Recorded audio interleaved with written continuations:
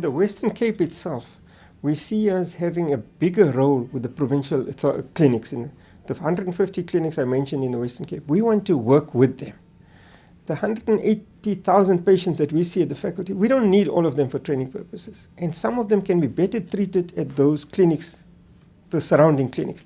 So we need to empower those clinics. We need to accredit the facilities, meet with those practitioners that are in charge of those facilities and say, can't we provide those services there? It's closer to home for the patients. They don't have to come and queue here from 6 o'clock in the morning. They can go to a facility near them.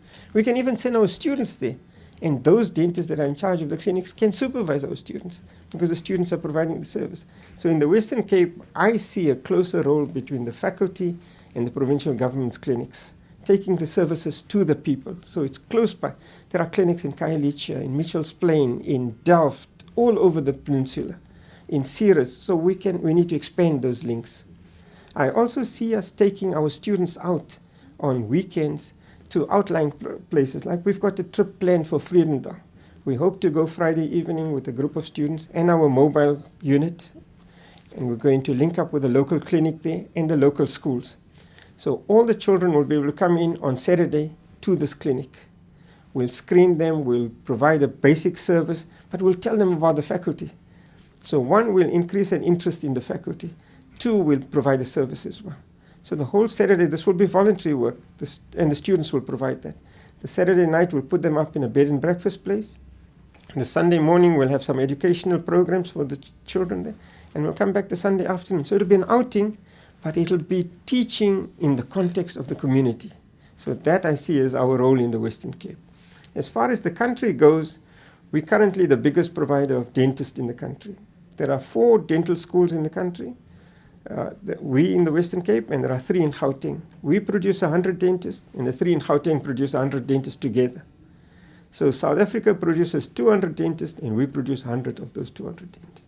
And I can see that carrying on for some time still. We also produce specialists for the country.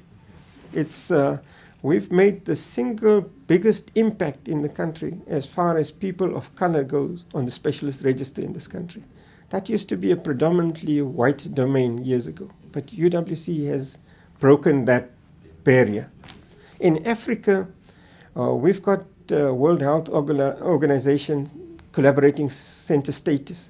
That implies that we've agreed to train the trainers for Africa. There are schools in Tanzania, in Uganda, in Kenya, Sudan.